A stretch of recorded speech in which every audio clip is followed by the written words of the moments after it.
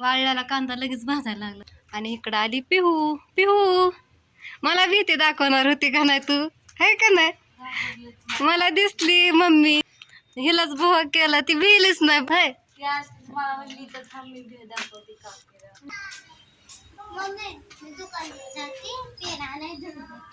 आणलं मगाशी सामान सगळं दिलं बघा, बांधून सगळं भाजलेलं सामान दिलं.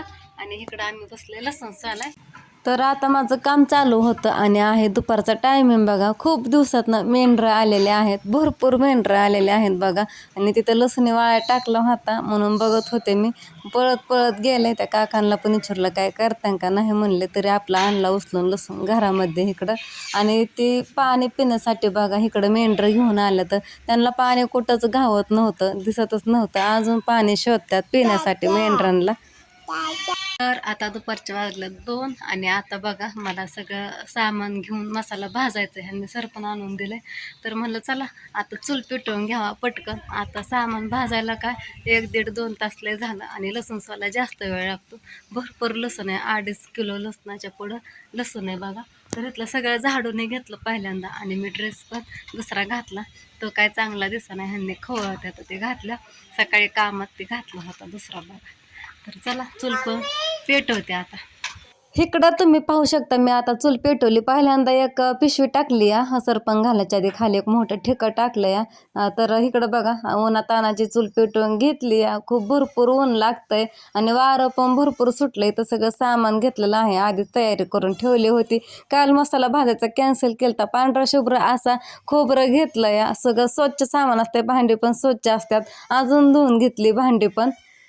खराब काही नसतंय सरपण, आता ह्यांनी आणून दिलंय, भरपूर आणले सरपण, पण सगळं स्वच्छता असते या. झालं दुर्गा, संपलंय त्यातलं. आता ते सगळं उडवून टाकलं बाळा एकदाच. पप्पाच्या माग लागून घेऊन गेली, आणलं जाऊन आणि संपवून पण टाकलं. आता काय करायचं, चल मसाला भाजू. ऊन यायला लागलं, वारं पण थोडं थोडं सुटायला लागलं. पहिल्यांदा विटाची चूल मांडून घेतली, काही तयारी नसते बघा, आयती चूल नसते, काय नसतंय. आणि चूल पेटावर रॉकेल नसतंय. आधी रॉकेल भेटत होतं, आता रॉकेल भेटत नाही. पाहिजे तुला फुगा नाही म्हणती. आणि चूल पेटाच्या आधीपासून मला म्हणती दुर्गा मला तेल दे त्यात टाकायला. ह्यात तेल टाकून कुठं उडतं का ग दुर्गा, हसतेल तुला माणसं. अगं तेल टाकत असतात का ग बाळ, ह्यात फुगच तयार व्हायना, त्याचं संपलं त्यातलं पाणी.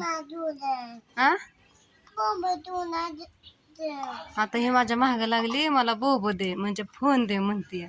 मला पाहिजे इथं, वारं तर कसं सुटलंय, सगळा जरा महागच येतोय पुढं. काय बरं देते, थांब बस इथं पायरीवर बस.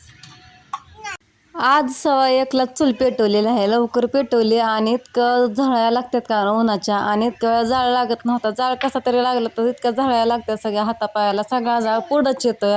असू दे आता कसं तरी घ्यायचं. सामान भाजून खोबरं तर भाजून घेतलं, आता हळकुंड टाकलंय भाजण्यासाठी. आणि आता हे हळकुंड चांगलं फुलून द्यायचं, म्हणजे चांगलं तडतडून द्यायचं, त्याचा सुगंध येईपर्यंत मस्त असं हळकुंड भाजायचं, म्हणजे चविष्ट पण लागतो मसाला. झालं बघा सगळं सामान भाजून, खोबरं भाजलं, हळकुंड भाजलं, जिरे मोहरी पण भाजली. आणि आता टाकलं धणं भाजायला. इकडं असं धणं भाजायला टाकलं.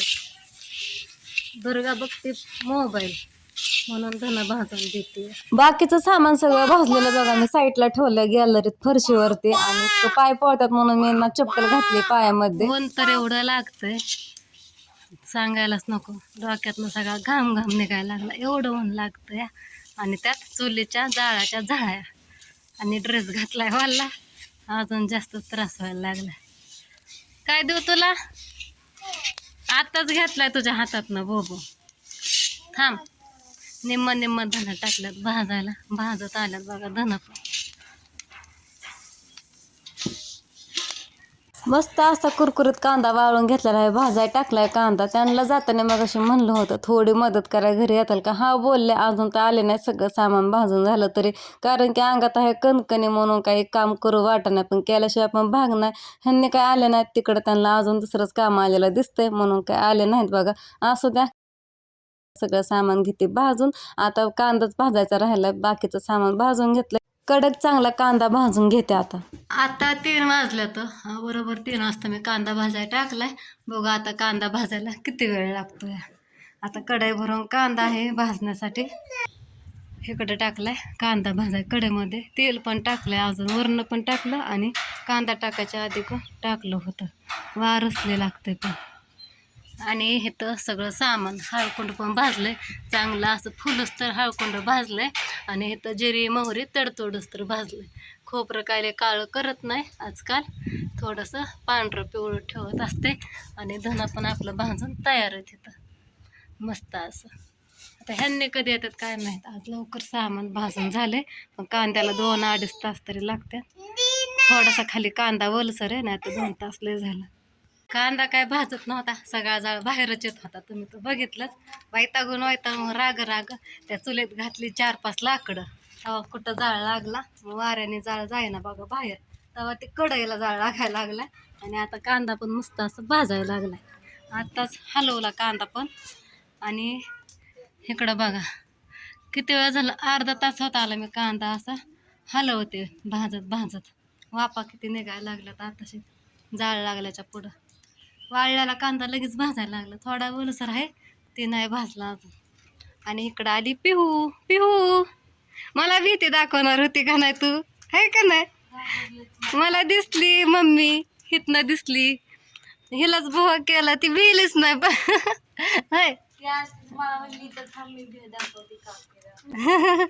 तू इथं हळूहळू इथं काय हळूहळू इथं थांबत येत होती. म्हणलं नक्कीच हिला भीती दाखवायची. ही नाही दिसली पण तू तशी चलत होती, मग म्हणलं हिच आले असं. होय पिवडा, शाळेत गेलती का? ती मला थांब म्हणली, भीती दाखवती काकीला. काकीच घाबरली नाही.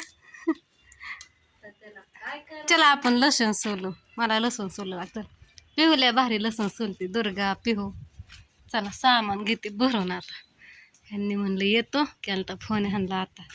सगळ्या उन्हात ते सामान भाजले आणि आताची सावली यायला लागली कांद्याच्या टायमाला. लसूण आहे तिकडं आणते आता. वाळाय टाकलाय पिशवीवर. लसूण घेतला पिशवीमध्ये घालून, त्याला आधी धोपटला बघा, परत चोळला गोणी टाकूनच. आणि इकडं आता मी लसूण बघा पाकडून घेणार आहे. गरम लसूण होता उन्हातनं आणल्याला, निम्मा तिकडं उन्हामध्ये ठेवला. लगेच सुरसुटीत होतं बघा सोलून. असा ताटलीमध्ये पाकडून पाला काढायचा आणि लसूण निवडायचा. सामान सगळं दिलं बघा बांधून, सगळं भाजलेलं सामान दिलं. आणि इकडं आम्ही बसले लसूण सोलाय. म्हणजे अजून लसूण निम्मा राहिलाय, लसूण सोलून झालाय. आताशा केवढं घ्यायला लागले. तर मोठा ठोका लसूण आहे. आणि कालच्यापासून उन्हात आहे तेल लावून, त्याच्यामुळे लगेच पटपट पाला निघतोय असा आदळते ह्याच्यामध्ये. आणि परत काढायचा आणि हातावर चोळायचा पाकडायचा. लगेच लसूण सुटसुटीत होते. निवडायचा, बाकीचा हाताने सोलायचा, खालचा चुगोर राहिलेला. तर इकडं घेतलाय पूजाने मी लसूण सोलून. आता द्यायचा लसूण. कांदा पण दिला सामानाबरोबर. कांदा पण 1 तासात भाजून झाला. वाळल्याला होता कुरकुरीत असा, कडक असा झालता वाळून कांदा. 1 तासातच भाजून झाला मस्त असं. आणि मुलं पण आले तर आता शाळेतनं. ती भांडणं करतात बघ ना. शाळा कालवा.